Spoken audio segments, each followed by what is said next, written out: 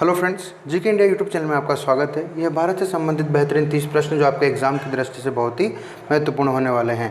और हाँ, चैनल को सब्सक्राइब करना बिल्कुल ना भूलें और वीडियो के सभी प्रश्नों का पीडीएफ लिंक डिस्क्रिप्शन में दिया हुआ है, तो आप वहाँ जाकर उसे डाउनलोड कर सकते हैं। तो चलिए शुरू करते हैं। पहला प्रश्न, आज का पहला प्रश्न है, किस सूफी संत की मान्यता थी कि भक्ति संगीत ईश्वर के निकट पहुँचने का एक साधन है? तो वह ख्वाजा मोइनुद्दीन चिश्ती हैं, जो अजमेर में उनकी दरगाह है, राजस्थान में। अगला प्रश्न है, मुग़ल चित्रकला किसके राज्यकाल में अपनी पराकाष्ठा पर पहुंच गई थी? तो इसका जवाब हो जाएगा मुग़ल सम्राट जहांगीर। उनके राज्यकाल में मुग़ल चित्रकला स्वर्ण काल कहते हैं, उनके काल को स्वर्ण काल कहते हैं, इसलिए कहते हैं कि वो उसकी पराकाष्ठा पर पहुँच गई थी। अगला प्रश्न है, सूची 1 को सूची 2 से सुमेलित करना है। तो यहाँ पर कुछ विद्वान दिए हुए हैं और उनके क्षेत्र दिए हुए हैं कि वो किस क्षेत्र से संबंधित है। तो इसका जवाब हो जाएगा ऑप्शन ए का 2 के साथ, बी का 3 के साथ, सी का 1 के साथ और डी का 4 के साथ। यानी कि विशाख दत्त नाटकों से संबंधित थे, विराहमीर खगोल विज्ञान से संबंधित थे, चरक चिकित्सा से संबंधित थे और ब्रह्मगुप्त गणित से संबंधित थे। अगला प्रश्न है, निम्नलिखित में से कौन दादाभाई नौरोजी के उच्चारण सिद्धांत यानी कि ड्रेन थ्योरी में विश्वास नहीं करते थे? यानी कि दादाभाई नौरोजी का भारतीय धन के निष्कासन के संबंध में सिद्धांत है ये कि यहाँ से लंदन या ब्रिटेन में जा तो रहा है कच्चा माल, पर उसके एवज में भारत को कुछ नहीं मिल रहा है। इस प्रकार का एक सिद्धांत था। तो वह कौन थे जो इस थ्योरी पर विश्वास नहीं करते थे? तो सर सैयद अहमद खां इस पर विश्वास नहीं करते थे। अगला प्रश्न है, प्राचीन भारत के निम्नलिखित ग्रंथों में से किसमें पति द्वारा परित्यक्त पत्नी के लिए विवाह विच्छेद की अनुमति दी गई है? यानी कि पति द्वारा त्यागी गई पत्नी के लिए ये कहा गया है कि वो पति को तलाक दे सकती है या उसे हमेशा के लिए विवाह समाप्त कर सकती है, संबंध समाप्त कर सकती है। ऐसा किस ग्रंथ में कहा गया है? तो ये कौटिल्य द्वारा, चाणक्य द्वारा रचित अर्थशास्त्र में ये सी बात कही गई है। अगला प्रश्न है, the anarchical and revolutionary act यानी क्राइम एक्ट 1990 यानी 1919 को सामान्य बोलचाल में क्या कहा जाता है? तो इसे रोलेट एक्ट के नाम से भी जाना जाता है। इसका जवाब हो जाएगा ऑप्शन नंबर 1। अगला प्रश्न है, मध्यकालीन भारत में मनसबदारी प्रथा खास तौर पर इसलिए चालू की गई थी ताकि, तो इसका जवाब हो जाएगा राजस्व संग्रह में सुविधा हो, यानी कि राजस्व इकट्ठा करने की सुविधा के लिए ये व्यवस्था शुरू की गई थी। अगला प्रश्न है, निम्नलिखित में से कौन सा युग्म सही सुमेलित है? तो ऑप्शन नंबर 2 सुमेलित है, यानी कि गुरु अर्जुन देव ने आदि ग्रंथ गुरु ग्रंथ साहिब का संकलन किया था। ऑप्शन नंबर 1, 3 और 4 गलत हैं, क्योंकि ये मीरी व पीरी ये 2 तलवारें हैं जो गुरु हरगोविंद से संबंधित है। दल खालसा की स्थापना नवाब कपूर सिंह ने की थी तथा मनजी सूबा की स्थापना गुरु अमरदास जी ने की थी। अगला प्रश्न है, निम्नलिखित में से कौन सा प्रथम यूरोपीय व्यक्ति था जिसने भू क्षेत्र अर्जित करने के उद्देश्य से भारतीय राजाओं के झगड़ों में भाग लेने की नीति प्रारंभ की? तो वे डुप्ले थे। डुप्ले को तो भारत के राजाओं के झगड़ों में एंट्री करने का तरीका सुलभ लगा था यहाँ पर अधिकार करने के लिए। अगला प्रश्न है, निम्नलिखित में से कौन सा 19वीं सदी के उत्तरार्ध में लिखा हुआ महत्वपूर्ण ऐतिहासिक उपन्यास है? तो ऑप्शनों के अनुसार दुर्गेश नंदिनी ये उपन्यास हो जाएगा जो 19वीं सदी के उत्तरार्ध में लिखा गया था, और दुर्गेश नंदिनी के लेखक बंकिम चंद्र चटर्जी हैं, जिन्होंने वंदे मातरम जो गीत है उसका भी लिखा था। आनंदमठ के रचयिता है मतलब ये। अगला प्रश्न है, गुप्त शासकों द्वारा जारी किए गए चांदी के सिक्के कहलाते थे? तो ये रूपक कहलाते थे। गुप्त शासकों द्वारा जारी किए गए चांदी के सिक्के रूपक कहलाते थे। अगला प्रश्न है, महायान बौद्ध धर्म में बोधिसत्व यानी अलोकितेश्वर को और किस नाम से जाना जाता है? तो उन्हें पद्मपाणि नाम से जाना जाता है। अलोकितेश्वर को पद्मपाणि के नाम से जाना जाता है। अगला प्रश्न है, निम्नलिखित बंदरगाहों को दक्षिण से उत्तर दिशा में सही क्रम से लगाना, यानी दक्षिण से उत्तर की ओर बढ़ते क्रम में लगाना है। पहले कौन आता है और बाद में कौन आता है? तो इसका जवाब हो जाएगा पहले तीसरा, फिर दूसरा, फिर चौथा और अंत में फर्स्ट, यानी कि तूतीकोरिन, फिर मार्मागोवा और फिर नावाशेवा और फिर काकीनाडा। तूतीकोरिन तमिलनाडु में है, नावाशेवा महाराष्ट्र में है और मार्मागोवा गोवा में है और काकीनाडा आंध्र प्रदेश में है।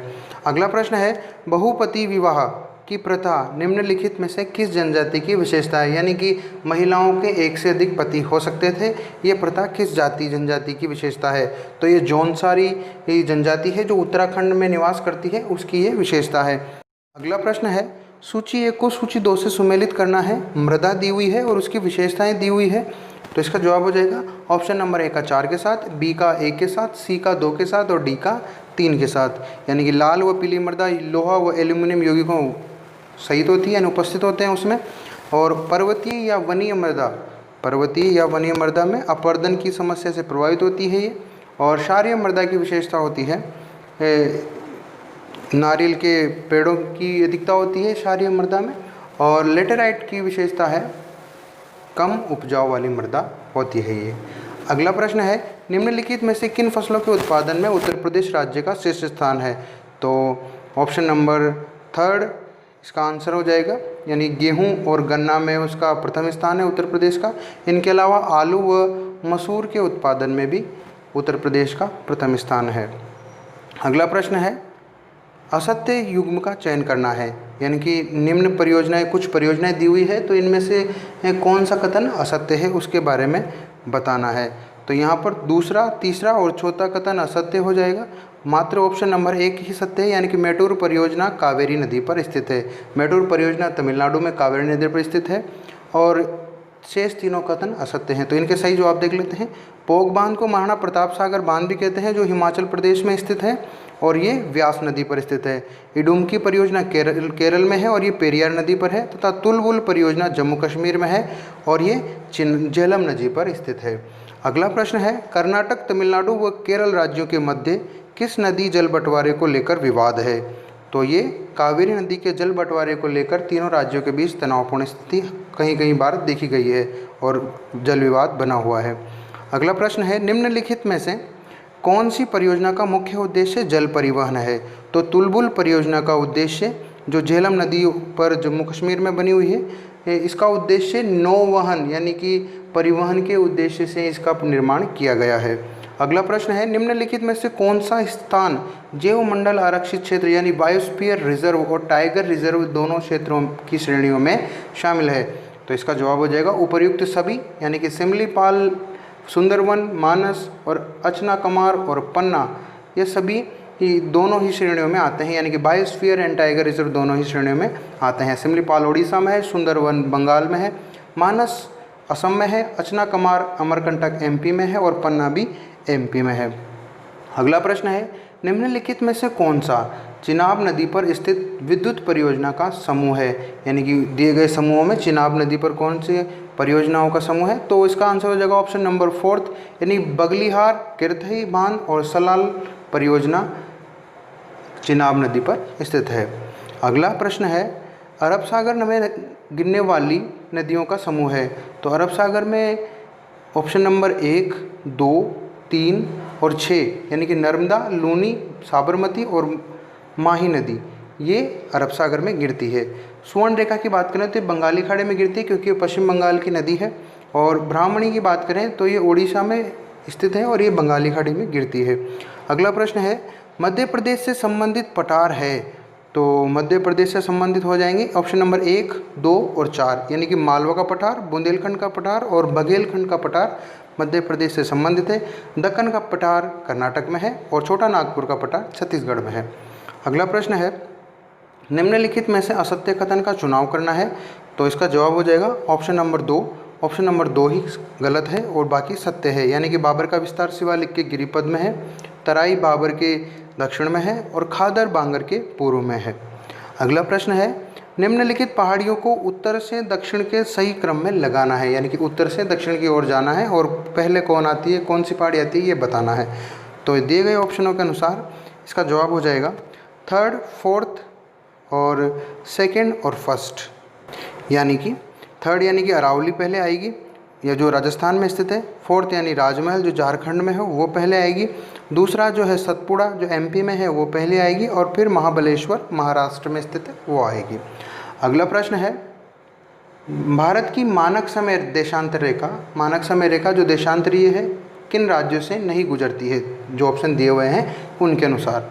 तो ये ऑप्शन नंबर 3, और 5 से नहीं गुजरती है, यानी कि झारखंड और तमिलनाडु से नहीं गुजरती है। भारत की मानक समय रेखा की बात करें तो ये 82.5 डिग्री उत्तरी देशांतर रेखा है, जो उत्तर प्रदेश के इलाहाबाद के नैनी से गुजरती है, और ये उत्तर प्रदेश के अलावा MP, छत्तीसगढ़, आंध्र प्रदेश और ओडिशा राज्यों से भी गुजरती है। अगला प्रश्न है, सोने व चांदी के शीर्ष उत्पादक देश क्रमशः कौन से हैं? तो ये हो जाएंगे, चांदी ज़्यादातर मेक्सिको में होती है, और गोल्ड जो है वो चाइना में होता है, USA में होता है और इटली में होता है। तो इसका आंसर हो जाएगा चीन और मेक्सिको, इसका आंसर हो जाएगा। अगला प्रश्न है, लघु हिमालय के स्वास्थ्य वर्धक यानी कि हिल स्टेशन क्षेत्रों में शामिल है? तो इनमें हो जाएगा आंसर नंबर 1, 3, 4 और 6, यानी कि शिमला हिमाचल प्रदेश में है, ये हो जाएगा, और दार्जिलिंग और रानीखेत और मसूरी, रानीखेत और मसूरी उत्तराखंड में है, दार्जिलिंग पश्चिम बंगाल में है। अगला प्रश्न है, पश्चिमी घाट के पर्वतों का उत्तर से दक्षिण में सही क्रम लगाना है? तो इसका जवाब हो जाएगा ऑप्शन नंबर 3, फर्स्ट, 5, सेकंड और 4th, यानी कि पहले सतमाल जो नासिक में है वो आएगी, फिर उसके बाद में पहला बालाघाट MP में है, और फिर 5वां जो है हरिश्चंद्र वो भी MP में है, और उसके बाद में सेकंड महाबलेश्वर महाराष्ट्र में है, और उसके बाद लास्ट में कार्डेमम की पहाड़ी यानी कि इलायची की पहाड़ियाँ ऐसे कहा जाता है उनको, तो ये केरल में स्थित है। अगला प्रश्न है, दंडकारण्य पठार का विस्तार किन राज्यों में है? तो दंडकारण्य पठार का विस्तार छत्तीसगढ़, ओडिशा और आंध्र प्रदेश राज्यों में फैला हुआ है, यानी कि ऑप्शन नंबर 2 इसका आंसर हो जाएगा। आज का अंतिम प्रश्न है, असंगत युग्म का चुनाव करना यानी कि गलत युग्म का चुनाव करना है? तो इसका जवाब हो जाएगा ऑप्शन नंबर 3, 4 और 5, यानी कि ये पहला और दूसरा सही मिला हुआ है, यानी कि अरावली गुरु शिखर इसका सर्वोच्च शिखर है, मेघालय श्रेणी का अमरकंटक MP में स्थित है सर्वोच्च शिखर, यानी कि कुछ चोटियाँ और उनके पर्वत दिए हुए हैं, शिखर के बारे में दिया हुआ है इसमें, और गिरिनाथ, राजमहल और अन्नामलाई असुमेलित है। ठीक है, ग्रीन माउंट की बात करें तो ग्रीन माउंट राजस्थान भीलवाड़ा में मेजबान पर विकसित किया गया है, और धूपगढ़ MP में है, और राजमहल की पहाड़ियाँ तो झारखंड में है, अन्नामलाई तमिलनाडु में नीलगिरी पहाड़ियों का एक भाग है, और डोडा बेटा नीलगिरी पहाड़ियों में स्थित है जो तमिलनाडु में है। आज का वीडियो आपको कैसा लगा? अच्छा लगा तो लाइक करें, शेयर करें, चैनल को सब्सक्राइब करना बिल्कुल ना भूलें, और ऐसी डेली टू डेली वीडियो के लिए हमारे चैनल को सब्सक्राइब ज़रूर करें, और PDF के लिए आप डिस्क्रिप्शन में लिंक दिया हुआ है, तो आप वहाँ जाकर उसे डाउनलोड कर सकते हैं। धन्यवाद, जय हिंद।